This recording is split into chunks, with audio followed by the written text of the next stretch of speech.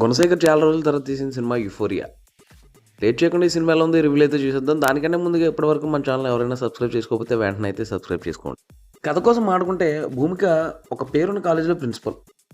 But తన మీద తానే కేసు వేసుకుంటుంది కోర్టులో. అసలు ఎందుకు కోర్టులో తన మీద తానే కేసు పెట్టుకోవాల్సి వచ్చింది? దానికి గల కారణాలు ఏంటి? ఏమి చూస్తే సొసైటీలో ఒక మంచి పేరున్న వ్యక్తి. బట్ తన మీద తను కేసు పెట్టుకోవడానికి రీజన్స్ ఏంటి? అసలు ఎందుకు పెట్టుకోవాల్సి వచ్చింది అన్నది మెయిన్ కథ ఈ సినిమాలో. దాని చుట్టూ తిరుగుతుంటుంది మిగతా కథ అంతా. సో ఈ సినిమాలో నాకు ఫస్ట్ హాఫ్ అయితే చాలా చాలా నచ్చింది. ఇక్కడ గుణశేఖర్ అంటే ఒకప్పుడు సెట్టింగ్లు అవి ఇవి పెద్ద ఆర్భాటాలు ఇవన్నీ ఉండేవి. బట్ ఈ సినిమాలో అయితే మంచి సోషల్ మెసేజ్ వచ్చాడు. ఫస్ట్ హాఫ్ అయితే దులగొడుతుంది, నెక్స్ట్ లెవెల్లో ఉంటుంది. ఇంటర్వెల్ బ్యాంగ్ వరకు ఓ రేంజ్లో అనిపించింది నాకైతే. ఎక్కడ ల్యాగ్ అయితే ఉంటుంది ఫస్ట్ హాఫ్లో, నెక్స్ట్ లెవెల్లో ఉంటుంది. మంచి స్టోరీ కూడా అది. చాలా సినిమాలు చూసాం మనం, ఒక డ్రగ్స్కి సంబంధించినవి, తర్వాత ఒక రేపుకి సంబంధించినవి ఇలాంటివి. బట్ ఏంటంటే ఈ సినిమా వెంటనే ఇన్వాల్వ్ అయిపోతాం మనం స్టార్టింగ్ నుంచే. ఎక్కడైతే బోర్ కొట్టుకుంటా ఇంటర్వెల్ వరకు అయితే ఒక రేంజ్లో సాగింది. నెక్స్ట్ లెవెల్లో ఉంది ఫస్ట్ హాఫ్ అయితే. Too good. నాకు తెలిసి చాలా బిగ్గెస్ట్ పాజిటివ్ ఏదైనా ఉందంటే ఈ సినిమాలో అది ఫస్ట్ హాఫ్ అని చెప్పుకోవచ్చు. ఫస్ట్ హాఫ్ అయితే చాలా మందిని అలా కూర్చోబెట్టేస్తుంది. అలాగే ఇక సెకండ్ హాఫ్ కోసం ఆడుకుందాం. సెకండ్ హాఫ్ అయితే ఫస్ట్ హాఫ్ మనం ఒక ఎంగేజింగ్ ఫీలింగ్ని పొందుతాం కాబట్టి సెకండ్ హాఫ్ అయితే నాకు అంత అనిపించలేదు. చాలా యాక్షన్స్ ఉంటాయి సెకండ్ హాఫ్లో.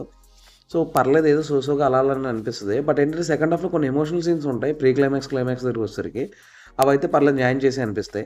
బట్ ఫస్ట్ హాఫ్ ఏ రేంజ్లో అయితే సెట్ చేశారో సెకండ్ హాఫ్ కూడా ఆ రేంజ్లో ఉండే ఈ సినిమా ఈ రోజు అయితే ఒక పెద్ద సెన్సేషన్ అయ్యేది. నాకు తెలిసి సోషల్ డ్రామాలో చాలా తక్కువ ఎక్కుతాయి జనాలకి.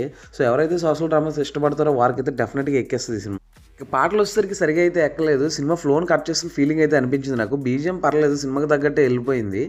ఇక విఘ్నేష్ గవిరెడ్డి, భూమిక, గౌతమ్ మీనన్, సారా అర్జున్ వీళ్ళందరూ పర్ఫార్మెన్సెస్ అయితే ఇరగతీశారు. ముఖ్యంగా క్లైమాక్స్లో కొన్ని ఎమోషనల్ సీన్స్లో అయితే టూ గుడ్ చేశారని చెప్పుకోవచ్చు విఘ్నేష్ అయితే. నాకు తన పర్ఫార్మెన్స్ అయితే బాగానే నచ్చింది.